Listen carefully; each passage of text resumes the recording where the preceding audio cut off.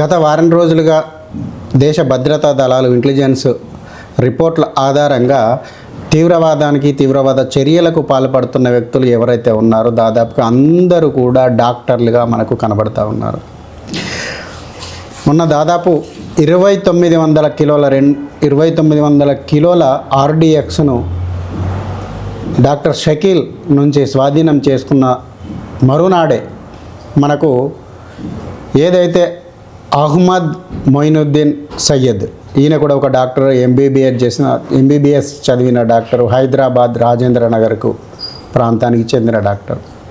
ఈయన కూడా అత్యంత విషపూరితమైన సైనైడ్ కంటే ప్రమాదకరమైన విషాన్ని తయారు చేస్తూ దాన్ని ఇక ప్రయోగంలో సఫలమై దేశంలోని ధార్మిక కేంద్రాలపై హిందువులను లక్ష్యంగా చేసుకొని ధార్మికుల కేంద్రాలపై పాల్పడేందుకు సమాయత్తం అవుతుండగా ఆఖరి సమయంలో ఏటీఎస్ బృందాలు ఆయన యొక్క కదలికలను గమనించి అరెస్టు చేయడం జరిగింది. మనకిదంతా తెలిసిందే. ఈ వారం రోజుల్లో దాదాపుగా 4 నుండి 5 డాక్టర్లు పట్టుబడడం జరిగింది. తాజాగా నిన్న ఢిల్లీలో పేలుడు జరిగిన సంఘటనలో కూడా దీంట్లో కూడా ఒక డాక్టర్ హస్తం ఉన్నట్లుగా కూడా మనకు కనబడతా ఉంది.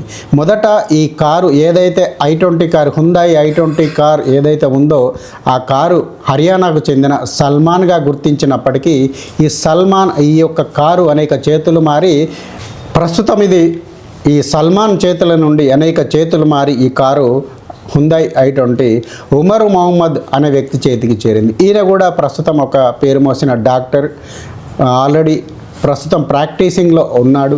ఈ ప్రాక్టీసింగ్లో ఉన్న డాక్టర్కు ఈ కారు సల్మాన్ మొదటగా దాన్ని అమీర్ అనే వ్యక్తికి అమ్మగా ఆ అమీర్ అనే వ్యక్తి తారిక్ అప్పగించాడు. తారిక్ నుంచి మళ్ళీ 2-3 చేతులు మారి అక్కడి నుంచి ఈ ఉమర్ మొహమ్మద్ దగ్గరికి ఈ కారు చేరింది.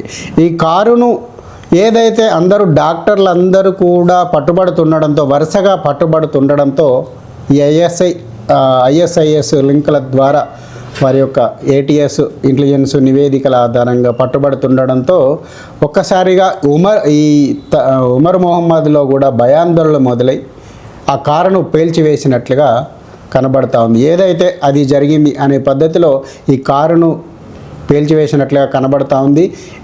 పోలీసులు మరియు స్థానిక ప్రజలు ఆరోపిస్తున్న దాని ప్రకారంగా ఈ జైన్కు సంబంధించిన దేవాలయం ఆ ప్రాంతంలో ఉంది. ఆ రోజు దేవాలయానికి అత్యంత ఎక్కువగా తాకిడి ఉన్న తరుణంలో ఆ తాకిడిని ఎలాగైనా ఛేదించాలి, ఎంతకైనా తెగించి హిందువుల మరణాల సంఖ్యను పెంచాలనే ఉద్దేశంతో వాళ్ళు ఆ కారును అక్కడికి తీసుకొచ్చి పేల్చివేసినట్లుగా ఇంటెలిజెన్స్ వర్గాల ఆధారంగా సమాచారం అందుతోంది. అదేవిధంగా దాదాపు ఈ యొక్క సంఘటనలో మనం చూస్తున్నట్లయితే హిందువుల లక్ష్యంగా దాదాపు కొన్నాళ్ళుగా స్తబ్దంగా ఉన్న ఐఎస్ఐఎస్ఐ తీవ్రవాదము లేదా ఇస్లామిక్ టెర్రరిజము స్తబ్దుగా ఉండి విపరీతమైన ఒక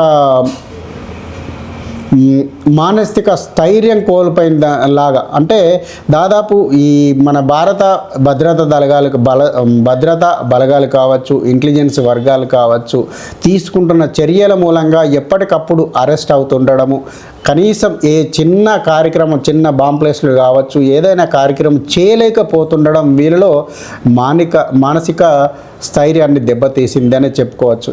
ఈ తరుణంలో తాము ఏదైనా చెయ్యాలనే ఉద్దేశంతో ఏకన పెద్ద మొత్తంలో ఈ యొక్క దాడులను సలిపి ఈ దాడులు దాదాపుగా మనం చూస్తూ ఉన్నాం. ఈ దాడి జరిగిన మరుక్షణం నుంచే సోషల్ మీడియాలో కొన్ని పోస్టులు, కొన్ని హ్యాండ్లర్ల ద్వారా మనకు రావడం జరిగింది.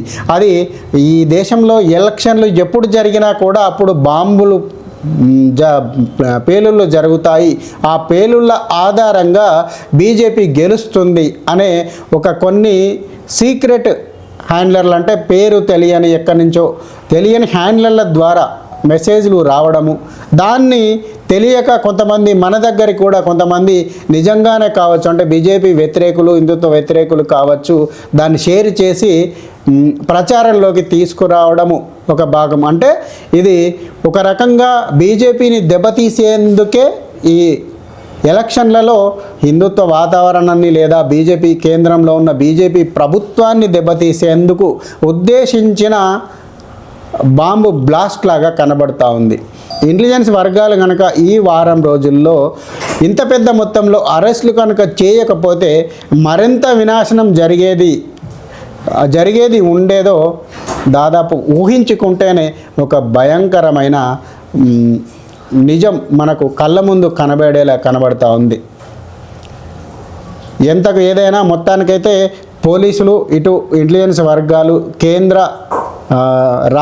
సైన్యం కూడా ప్రతి ఒక్కరూ ఈ కేసును ఛేదించేందుకు పూర్తి స్థాయిలో దీని మూలాలను కూడా వెతికి ఈ యొక్క పేలుడుకు సంబంధించిన మూలాలు ఎక్కడి నుంచి ఉన్నాయి, ఎక్కడ మొదలయ్యాయి అనేది తేటతెల్లం చేసేందుకు ఇంటెలిజెన్స్ వర్గాలు నిరంతరం కృషి చేస్తూనే ఉన్నాయి.